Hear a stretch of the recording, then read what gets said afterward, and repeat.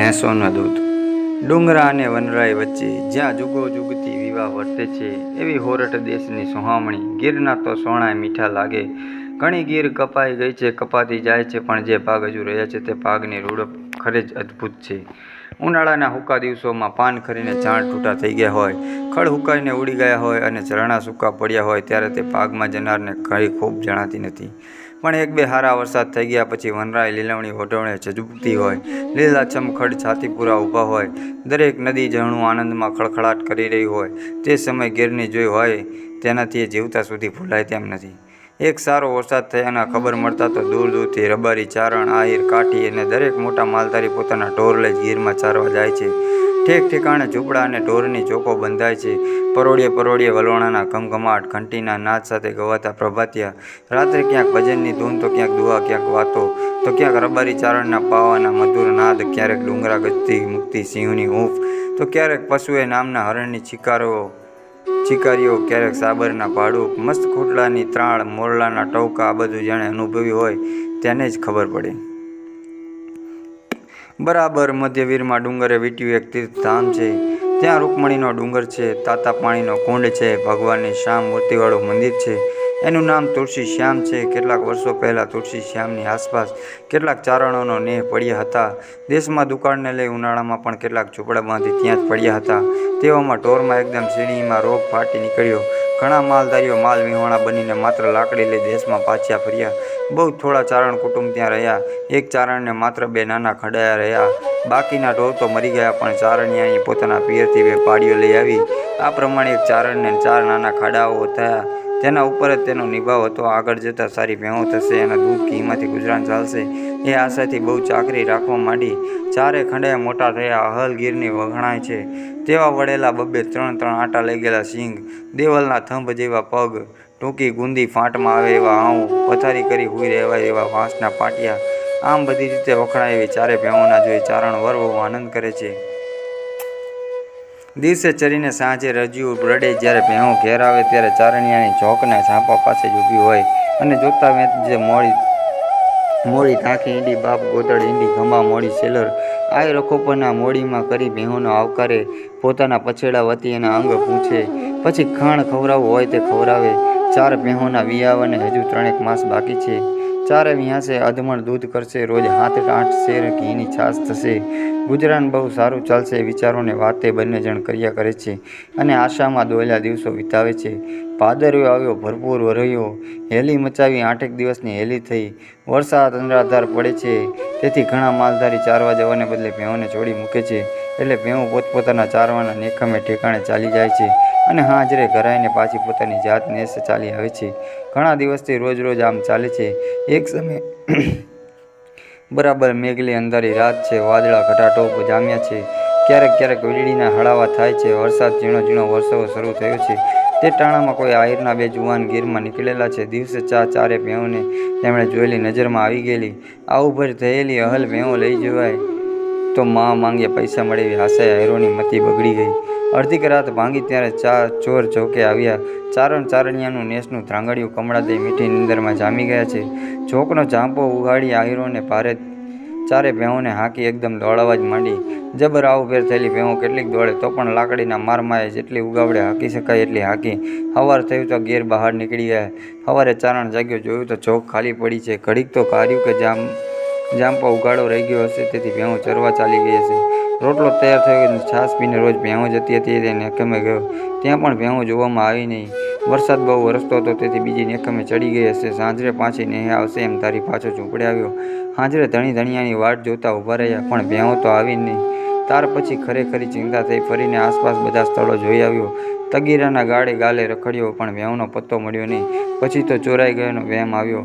ભેંસો ઘણી હોય તો તે ટોળામાંથી 1-2-3-4ને નોખી તારવી સહેલી નથી। કાચા પોચાથી તો તોડી નોખી પડે જ નહીં। અહીં કદાચ મારી પણ ખરી કોઈ બહુ હિંમતવાળા 2-3 જેવી તેવી ભેંસોની જુદી પાડી લઈ જાય તો એની મોટા માલધારી બહુ દરકરાર પણ ન કરે। ગોત કરવા જવાની મહેનતથી કંટાળીને જતી કરે। પણ આ તો 4 ભેંસો સાથે જ ગઈ, બધી જ ગઈ। જેના ઉપર કેટલી આહા બંધાયેલી તે બધી ગઈ। વળી ભેંસો પણ જેવી તેવી નહોતી। ચારણ વાળીએ પોતાના તામના સગાઓમાં જઈને વાત કરી, પણ ભોળપ અને નિર્દોષ ભાવના ભરપૂર અપરાજ્ય ચારણો એક તો મનમાં મસ્ત હોય, તેમાં વળી ભેંસો ઘાટા દૂધ પીવાથી અને દૂધની સાથે વગડાઉ સાંભો કે રાજગરા જેવા ખદના ધાન મિલાવી ખીર કરી ખાવાથી અણસુડા થઈ ગયેલા. નીકળીએ છીએ, હા નીકળીએ છીએ એમ કરતાં કરતાં 15 દિવસના પરિણામ પછી 6 જણ શોધ કરવા નીકળ્યા. ગિરમતની નીકળ્યા પછી તે ભેહોને દોડાવવાની જરૂર જ નહોતી, તેથી આયરોને થાક દીધા દીધા ધીમે વાણકામાં આવ્યા. પોતાના હગા ઓળખીતાને ઘેર રોકાતા રોકાતા જેતપુર આવી પહોંચ્યા. સવારનો પહોર છે. ભાદરના કાંઠા ઉપરના એક ઝરૂખામાં એક દરબાર ખાનગીમાં પોતાની હેડીનો થોંક માણસોનો ડાયરો ભરીને બેઠા છે. કહુંબા લેવા ગયા છે. શિરામણી કરવા ઉડવાની તૈયારી છે. એમાં બરાબર ભાદરના કાંઠા ઉપર ચારે ભેહું ભેળા બંને આયર નીકળ્યા. ઝરૂખા ઉપરથી દરબારે ભેહું જોઈ છેતેથી પણ એ ભેહોની જાત છાની રહે એમ નહોતી. ડાયરો બધો ભેહું સામે તાકી રહ્યો. વેચાવું હોય તો માંગી કિંમત આપીને પણ આ ભેહું રાખી લેવા જેવી સૌની લાગી. ત્યાં જઈ તપાસ કરે. વેચાવું હોય તો પોતાની આપસે લઈ આવતા દરબારે માણસને કહ્યું. ભાદર તરફની ધડની ખડકીમાંથી બંને જણ નીકળ્યા. આયરોએ આ આદમીને આવતા જોયા. કઠોડામાં બેઠેલ ડાયરાને પણ જોયો. ચોરુનું હૈયે કાચું. એ ન્યાય કોણ જાણે શા કારણથી પણ એકદમ બંને આયર ભીના ભેહું મૂકીને ભાગ્યા. એ પ્રમાણે આયરોને બહકતા જોઈ ભેહું ચોરાવવું હશે એમ માની દરબારે તે ભેહું હામકી લાવવા બીજા એક આદમીને દોડાવ્યો. ભેહું ગઢની ખડકીએથી ગઢમાં આવી. સૌએ ભેહું જોઈ. ગમે તે રીતે પણ ભેહું રાખવા જેવી છે એમ અંદર અંદર વાતો ચાલવા લાગી. દરબારનું મન પલટાણું. પાસે બેઠલાઓએ કંઈક મજબૂત કર્યું. છેવટે ભેહુંના તબેલામાં આઘેરે ફણી બાંધી સંતાડી દેવાનું કર્યું. ગોતતા ગોતતા ચારણો જેતપુર આવી પહોંચ્યા. ગામને ટીંબે પૂછપરછ કરતા વાવડ મળે કે હા ભાઈ, 4 જખ્ખર ભેહું અમારા દરબારને ભાદર કાંઠેથી રેઢિયું મળી હતી અને દરબારે ગઢની માયકોર બાંધી છે. તઈ હવે ફકીર નહીં. ચારણો હરખેલા બની બોલ્યા. આપણી ભેંસું કાઢીને ઘેર એટલે તો ભગવાનને ખોળે બેઠેલી ગણાય. એવા વિશ્વાસુ ચારણો ડાંગ ઉલાડતા દરબારની ડેલી આવીને ઊભા રહ્યા અને દરબારની વાટ જોતા બેઠા. એક પહોર, બીજો પહોર, ત્રીજી પહોર, પણ દરબાર ડોકાણા નહીં. દરબારને જાણ થઈ હતી કે ભેહોના મૂછાળા માલિકો આવી પહોંચ્યા છે. એક તો પેટ મેલું હતું, જેમાં પણ પદખિયાઓને ધનીને વહાલા થવાને સારું પાપની શિખામણ દીધી. ના બાપુ, એમ ભેહું દેવાય? સી કહીત્રી કે ભેહું એની છે? બીજે ટોકો પૂર્યો. વળી આપણે ખવડાવ્યું છે. ટંકે પોણો મણ દૂધ કરે છે. 10-12 શેર ઘીની છાશ થાય છે. એને આજ સુધી ખવડાવે એને એમ આપી દેવાય કાંઈ? હા તો આબરૂ જ જાય ને. આવી રીતે ભંભેરિયા દરબાર ભાન ભૂલી ગયા. કહેવરાવી દીધું કે આમી તમારી ભેંસું નથી ભાઈ. સાંભળી 4નો શ્વાસ લઈ ગયા. ડુંગર જેવડા નિશાસા નાખ્યા. ભેહું આજ પુરાઈ હોવાની ખાતરી થઈ ચૂકી હતી. વળી દરબારે મોંએ દેખાડ્યા નથી. નરને મોઢે ઉપવાસી ઉભેલા ચારણોએ કહ્યું. મામાએ ભણો સૂરજપુત્રો મૂકી સંતાડીને બેઠો છે. મામાને કહો સૂર્યપુત્ર મો કેમ સંતાડીને બેઠો છે? અહલ ચારણ કાંથી વચ્ચે આવો સંબંધ હોય હતો. ચારણ ભારત કહેવાય ને કાઠી મામો કહેવાય. ઘરડો ચારણ હોય તો પણ નાનાથી માંડીને મોટો તમામ કાઠીને મામા કહી બોલાવે. ડેલીએ ચારણ આવે એનાથી સૂર્યપુત્ર કાઢી મોઢું સંતાડે નહીં. આ આશાએ બિચારા ચારણોએ જતા આવતા ઘણાની સાથે સંદેશા કહેવરાવ્યા, પણ દરબારે તો મળ્યા જ નહીં. એમ ચારણ પણ ભૂખ્યા તરસ્યા ડેલીએ સાંજ સુધી બેઠા રહ્યા. છેવટે ચારણોએ ઘા નાખીને ત્રાગા કરવાની જ્યારે તૈયારી કરવા માંડી ત્યારે દરબારથી તાપ જીરવાયો નહીં. હવે ભેહું આપવામાં આવે તો વળી વધારે ખોટું દેખાય. ચોરાવું માલ સંઘર્યાની તહોમત પણ આવે. વાત બહાર પડી ચૂકી છે. હવે શું કરવું? ચારણા તાંગા કરશે, દરિયાઈ કરશે, તપાસ થશે, ભેંસો તબેલામાંથી હાથ આવશે, માથે તહોમત આવશે. માથે કંઈ ઉપાય? હજુરિયા બોલ્યા. હા બાપુ, એમાં બીઓ છો શું? ચારણ તાંગા કરશે તેમાં આપણી શું તપાસ થાય? તમે તહોમત તે ભેહું હાથ પડે ત્યારે આવશે કે એમ જ? ભેહોને મારી નાખી તબેલામાં જ દાટી દો એટલે થયું અને ચારણો મારો ધક્કો ડેલીએથી મુઠાડી મૂકો. દરબારને વાત ગમી. ભેહોને મારી નાખી દાટી દેવાનો હુકમ થયો. તરત હુકમનો અમલ થયો. ચારણોને ધક્કા મારી ડેલીએથી ખસેડાવ્યા. બહાર ઊભીને ચારણોએ ઘા ખાધી. એમ મામાએ ભાણો આ તોણા ગભરુડા તાંગા કરતા સૂરજના પુત્રોને ભીવું ગણે વળગતી હશે, પણ બાપુ ભીવુંના દૂધ થોડે ગળે કેવા ઉતરે? મામાને કહો તમારા ગભરું બાળકો ત્રાંગા કરે છે. અરે સૂરજના પુત્ર, તને ભેહું ગળે વળગે છે, પણ ભેહુંના દૂધ તારા ગળે સી રીતે ઉતરશે બાપ? કોઈ હાથ કાપ્યો, કોઈ પગમાં ઘરો માર્યા. એમ છે ચારણોએ ત્રાંગા કર્યા. ડેલી ઉપરથી પોતાનું લોહી છાંટીને ચાલતા થયા.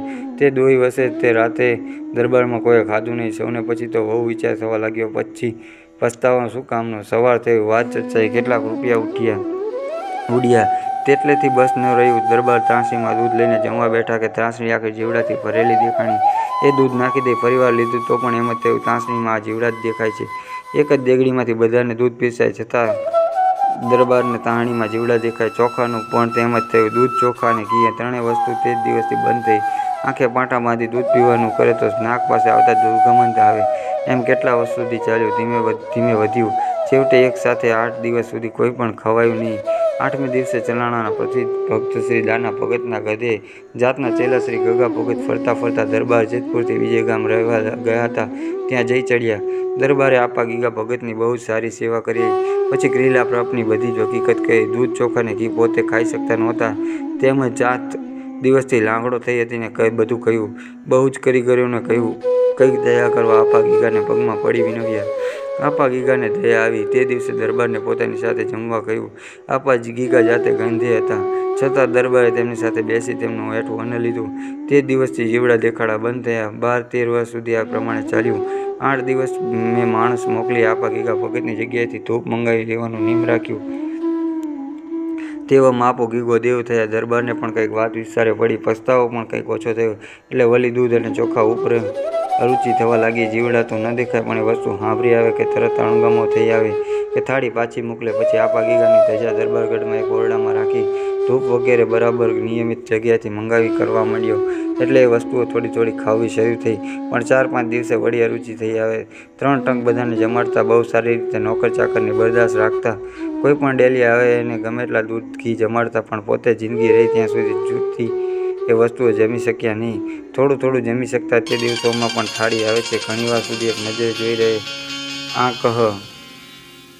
આંકહમાં ક્યારેક ક્યારેક ઝલણી આવે જાય છે.